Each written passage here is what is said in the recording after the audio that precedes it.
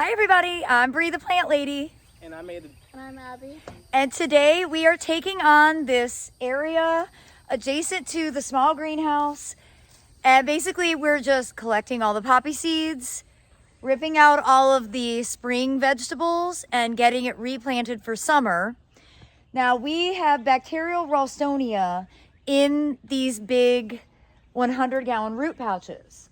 So we know that we can't plant tomatoes because we have experience with this. So we will be planting alternative crops, including squash, zucchini, sunflowers, maybe some eggplants and peppers because we have a lot of those. Well, I hope you'll just stay tuned to watch our progress.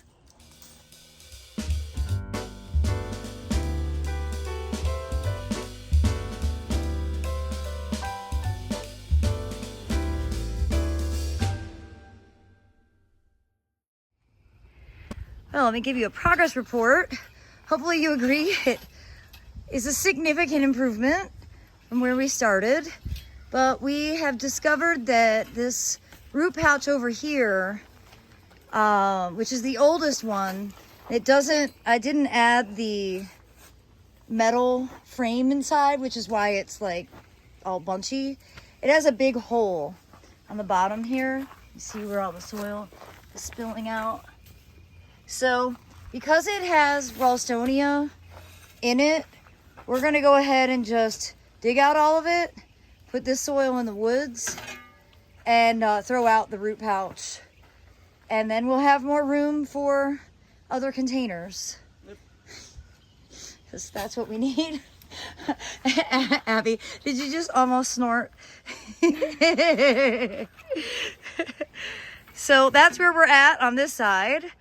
And all these bags are very, very dry because we haven't been watering them. And on this side, we did a major trimming of the figs. We got this container moved so we can grow some cream sausage and some cucumbers in it.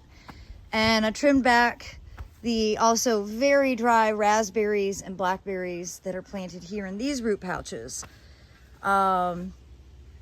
I don't know what we'll do if these root pouches break, because digging and removing these will be very challenging, but we don't have to deal with that right now because they aren't broken. We just need to start watering them and then we'll actually get some fruit to eat.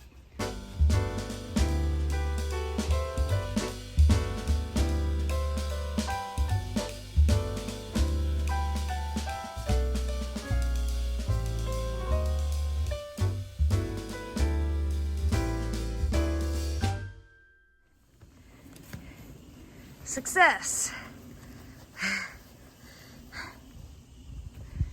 Off to the woods. That was not on concrete blocks, and a bunch of tree roots got into it. So I knew it was the first one because it didn't have the cattle fence in it to keep it upright, but also because it was set down on the ground without concrete blocks. And the concrete blocks are really critical here because anything that touches the ground without a barrier between the earth and the bottom of the pot, it'll get filled with nematodes. And the nematodes are microscopic. They can go right up through the drainage holes, or in the case of fabric bag, it's permeable. They can just go all the way up through it. So we've really never had much success growing in this bag in particular because it was on the ground. So this just means I get to go to Lowe's and pick up more concrete blocks, which I should have done the entire pad.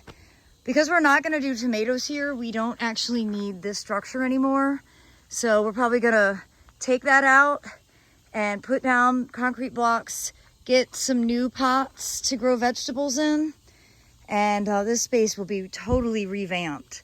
So in saying that, I don't think we're going to get it all accomplished today.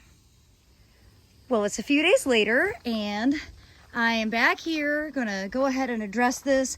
I haven't gone to Lowe's, and I've kind of decided I'm not going to, because when I go in there, I spend a fortune on stuff I didn't even think I needed. I'm gonna go ahead and move the 3 concrete blocks that I have, just to start to get the patio in place. And instead of buying new pots, I'm moving these 4 white pots that I have from IKEA that are already planted. You can see fabulous blueberries. And I put them in a spot where they were kind of hard to reach for harvesting.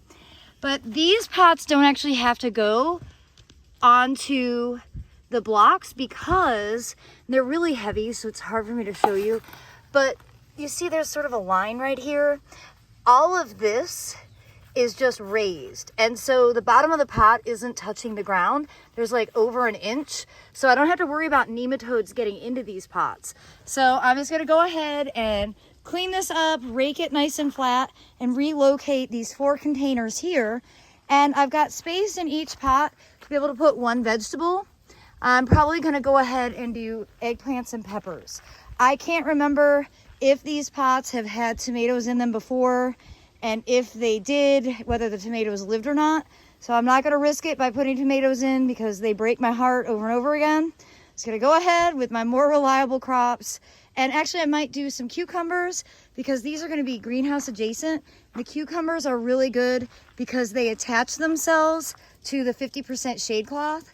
And well, I don't have to put in any sort of structure to be able to hold them in place.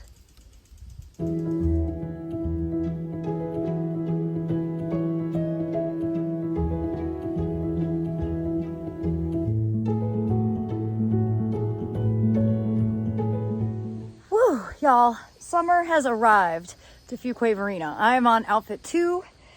I should be cleaning the pool and getting in the cool water and enjoying it. So I'm gonna finish this project. That's exactly what I'm going to move into. But I did want to show you an update. I did plant some cucumbers along the edges of these 2 big 100-gallon root pouches.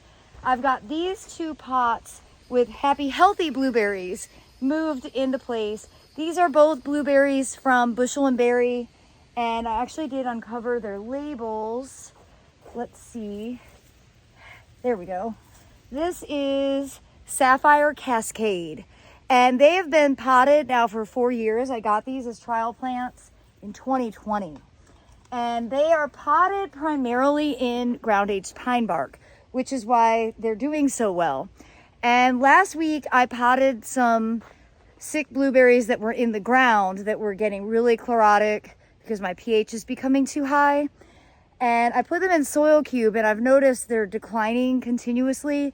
And I think that's because it's not acidic enough. So I'm gonna make a separate video to show you how I'm attempting to solve that problem. I don't know that I'm actually gonna solve it, but well, you know, if they die, they die, but at least I'll say I could have tried. So that actually gave me 2 pots that I went ahead and emptied the soil out of, and I just dumped the compost that was in those containers here along this bed edge to give some extra moisture to these hydrangeas and pomegranates. So now I'm gonna fill those pots with fresh veggie mix, and I'm gonna be able to do a combination with tomatoes, peppers, eggplants, and cucumbers. So let me walk over to the workstation and get busy doing that.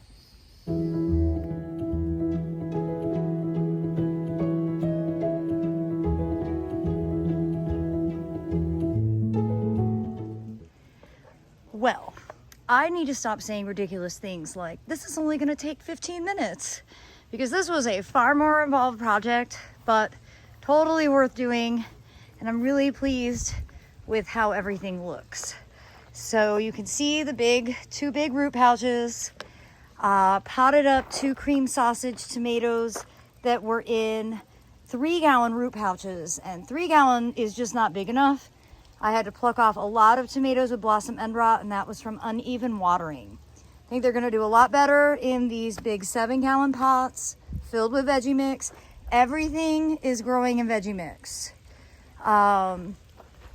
More tomato, cucumber, eggplant, pepper combinations here and in back. And well, I didn't spend any money. I didn't go to Lowe's, which I think is really good. I will eventually, probably in the fall when I dismantle this, so that we can go ahead and put the concrete pavers all the way down.